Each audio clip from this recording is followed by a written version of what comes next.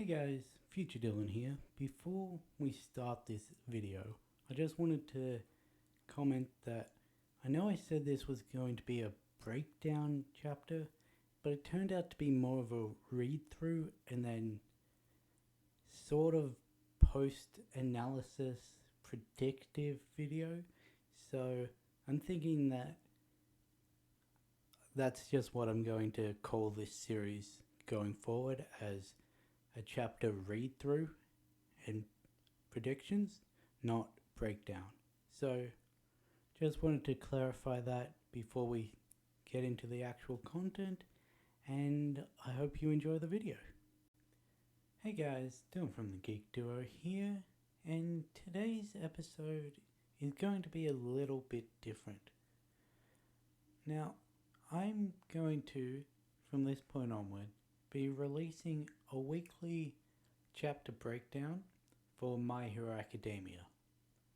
I've been wanting to do this for a couple weeks now, ever since the last chapter break, but I didn't get around to actually reading the chapters till a Tuesday, whereas it comes out on a Friday for me, so I figured it would be too late for those 2 weeks. However, this week, chapter 285, I was able to read it on time. So, let's begin the chapter breakdown.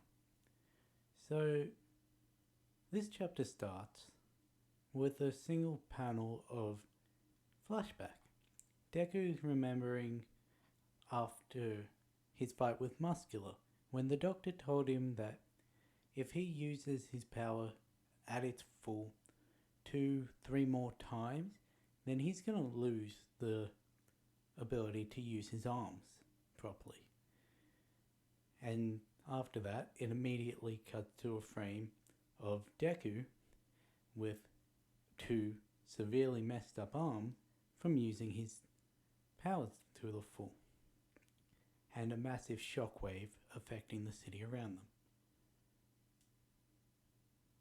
But it's revealed is a slight couple second flashback is that he's just done 3 full powered attacks in quick succession against Shigaraki, these being a Detroit smash, a Wyoming smash, and a St. Louis smash. St. Louis. I don't know how to say that one.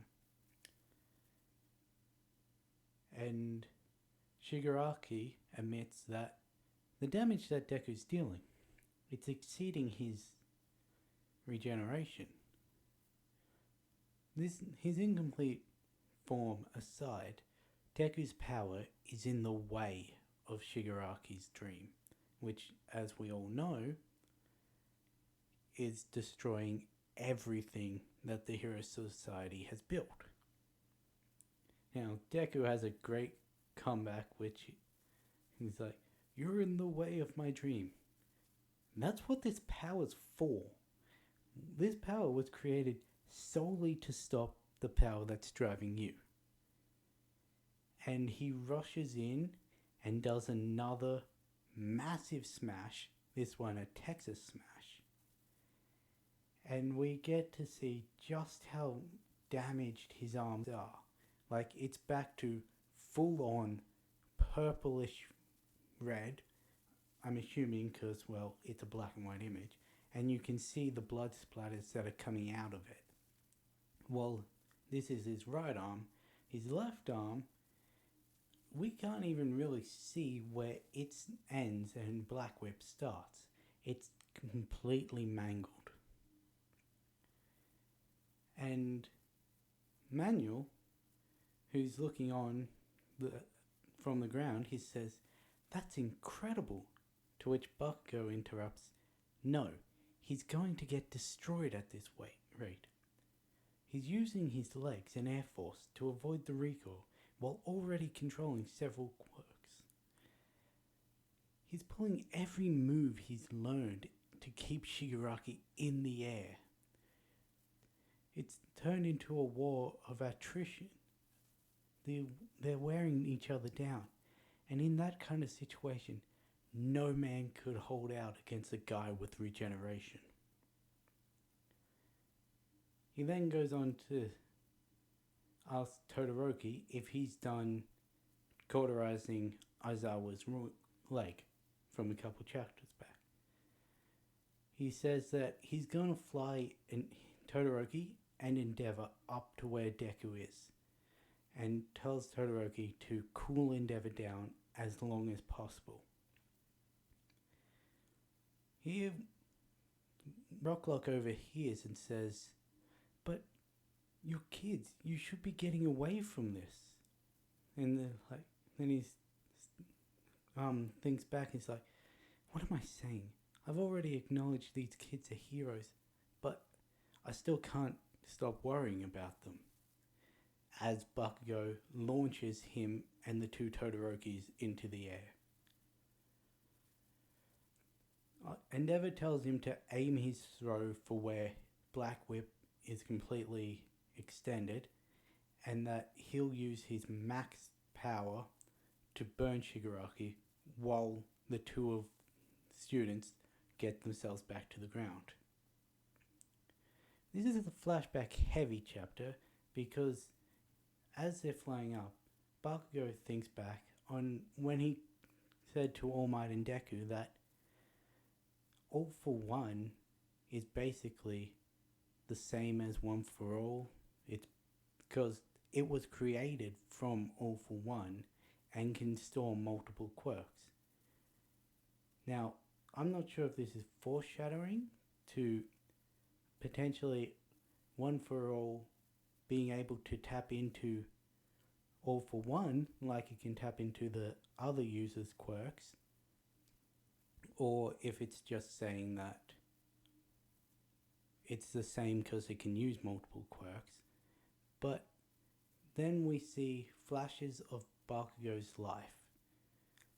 Him and Deku and the other preschool kids watching All Might on the screen. The koi pond incident with Midoriya's notebook. The first time Midoriya stands up to Kachan.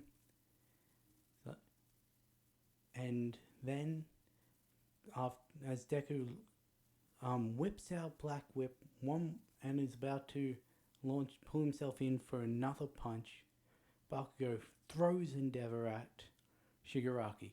Now, Endeavor catches Shigaraki in a double arm lock, meaning that there's no way with the size of Endeavor's arms compared to Shigaraki's that Shigaraki can maneuver his wrist to be able to properly touch Endeavor. And he yells for Midoriya to get down as he lets off a massive prominence burn as all the kids fall.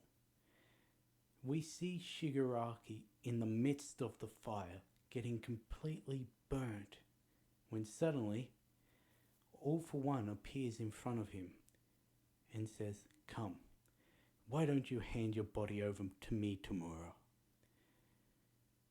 As the kids land and look back at Endeavor, it shows that force quirk activation has pierced through Endeavor in 3 points. He's like, "How come you just won't die?" What we see and Shigaraki in turn, you can't even tell he's human. He's pure burnt, almost Nomu looking, you can't see any human features, just tendrils of force quirk activation coming off his back. And they launch towards Midoriya as he cries out, "Little brother." But all is not lost for the heroes, as Bakugo thinks at that moment, without thinking, my body simply moved on its own, and he jumps in front of Midoriya, pushing him out of the way and taking the brunt of the forced quirk activation.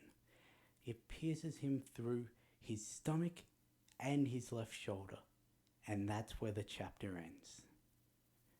Now, I'm just going to say here that if this were any other character other than Bakugo, I would say this is 100% a death flag. However, with Bakugo's whole redemption arc and all that, that has been hitting its peak these last few chapters. I don't think they're going to have him die just saving Midoriya without giving a full proper apology. However, there's also the fact that it's Bakugo saying this in past tense, so I'm not sure if you can really call that a spoiler or not.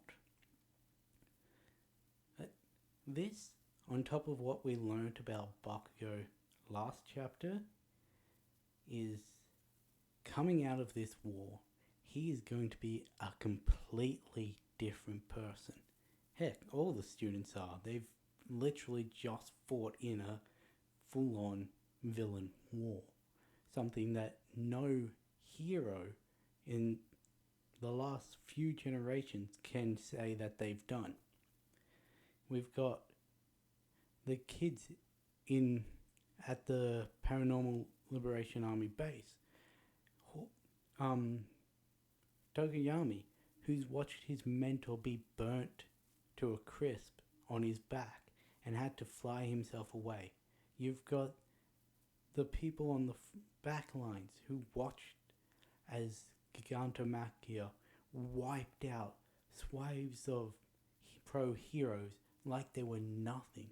You've got Midoriya, who's basically given up both of his arms to say that I'm going to take Shigaraki down here and now.